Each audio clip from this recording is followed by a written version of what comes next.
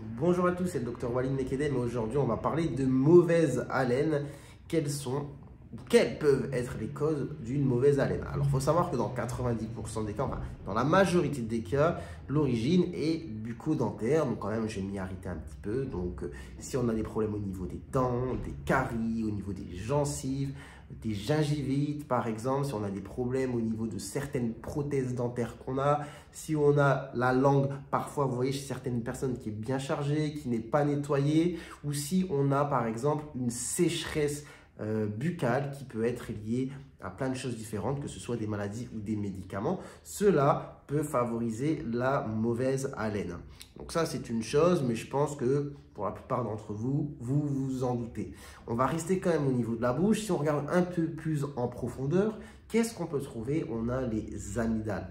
Et sur les amygdales, chez certaines personnes, on peut avoir du caséum. Qu'est-ce que c'est le caséum? Vous tapez ça sur Google Images, C-A-S-E-U-M, et vous allez avoir des images assez sympas. Je vous laisse regarder, mais en gros, sur les amygdales, vous allez avoir une genre de sécrétion blanchâtre qui se case dans des petits trous. Et chez certaines personnes, on va avoir beaucoup de ce caséum. Donc chez certaines personnes, pas du tout, hein, et chez d'autres, on peut en avoir. Et en fait, l'accumulation de ce caséum peut donner une mauvaise haleine. Il faut savoir que le caséum, ce n'est pas grave, ce n'est pas une maladie, et d'ailleurs, ça peut s'enlever. Il existe même des dispositifs, vous regardez aussi un petit peu sur Internet, des genres de petites curettes qui permettent d'appuyer un petit peu comme ça en profondeur sur les amygdales pour presser et faire sortir justement ce caséum. D'ailleurs, pour certains, c'est très satisfaisant de regarder ce genre de vidéo.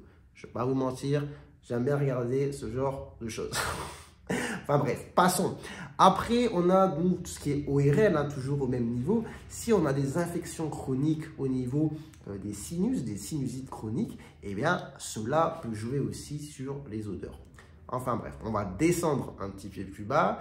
Et au niveau de l'estomac, si par exemple, on a beaucoup de reflux, beaucoup de remontées acides, eh bien, cela peut jouer. Mais aussi, si on a une infection bactérienne au niveau de l'estomac, qu'on appelle une infection Helicobacter pylori, qui peut amener d'ailleurs à avoir par la suite des ulcères au niveau de l'estomac, eh bien, ça peut être un facteur de risque de mauvaise haleine, à savoir. Enfin bref, continuons. Ensuite, il y a la prise de certains médicaments, certains diurétiques, antidépresseurs, antihistaminiques, qui peuvent justement assécher la bouche. Et j'en ai parlé en début de vidéo. Et du coup, vous donner une mauvaise haleine. Après, on peut avoir l'insuffisance rénale, l'insuffisance hépatique, qui vont vous donner des haleines particulières, en fait, qui ont une certaine spécificité. Donc bon, après là, on entre dans le cadre de maladie, hein, c'est-à-dire, c'est pas la mauvaise haleine, le seul symptôme. Hein. Vous ne vous réveillez pas le matin en disant j'ai une mauvaise haleine, j'ai de l'insuffisance rénale. Non, c'est un ensemble de symptômes aussi. D'ailleurs, j'ai fait des vidéos sur le sujet, vous pouvez aller voir. Mais non, disons que ça peut en faire partie. Ensuite, que dire? Je réfléchis un petit peu. Bien, il y a tout ce qui est consommation de certaines substances, tabac, alcool. Eh bien, ça joue. Ça, je ne vous apprends rien. Après, il y a des maladies comme le diabète, mais ça, c'est quand on est décompensé. Surtout, c'est quand on a une très grosse hyperglycémie que cela peut donner une haleine spécifique. Donc, je réfléchis un petit peu, mais j'ai l'impression d'avoir dit déjà pas mal de choses.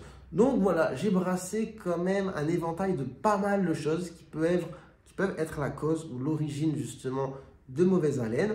J'espère que vous aurez appris des choses. Si c'est le cas, n'hésitez pas à liker la vidéo. Pourquoi pas vous abonner si vous découvrez la chaîne. Et en attendant, je vous dis prenez soin de vous, prenez soin de votre santé. À très bientôt, je l'espère, pour de nouvelles vidéos. Allez, ciao, ciao.